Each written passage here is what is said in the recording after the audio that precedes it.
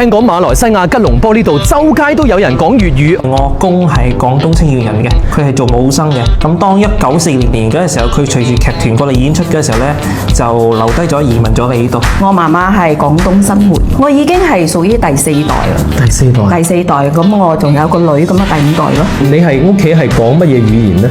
屋企廣東話。跟媽媽啦，即係我哋其實馬來西亞或者吉隆坡人呢，我哋大部分因為係媽媽持家噶嘛，咁我哋就同我哋仔女比較密切啲啦。鬧交嗰陣時就係廣府話。點解鬧交會講廣府話呢？有力啲啊嘛，你生嚿叉燒好過生你啊咁樣。有人話馬來西亞華人嘅粵語係睇 TVB 學嘅喎，其實係咪咁嘅呢？我一出世，我哋就係咁嘅廣府話嘅一個環境噶。咁通常睇 TVB 學嘅呢，一般上好似福建人啊、潮州人啊、海南人啊。咁你從邊度去攝取更多嘅粵語文化嘅嗰啲嘢呢？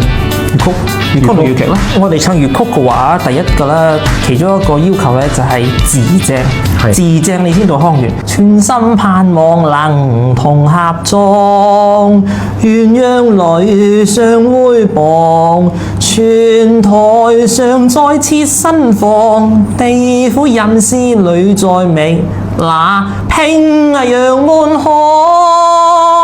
馬來西亞呢邊有冇話即係希望大家可以多啲傳承方言呢樣嘢呢？有㗎有㗎，廣東會館啊，或者其他嘅海南會館啊，或者福建會館啊，佢哋開始意識到我哋嘅方言流失啦，所以嘅佢哋開始就會講，我哋舉辦呢啲講古仔比賽，鼓勵啲小朋友學翻呢個語言。因為以前中文學校嘅政策咧，就係要講華語，就盡量唔好講方言嘅。但係而家就調轉啦，就鼓勵翻啲小朋友講方言。你覺得你身邊嘅粵語文化圈係點樣構成嘅呢？即係你行落街就有咯喎，行落街就有啦。係咯。譬如乜嘢人呢？賣肉㗎啦，賣食物㗎啦，啲小販啦，或者街邊我問個路咁啊，好似尤其是喺吉隆坡啦，我問條路嘅話，半山巴嗰條街點去啊？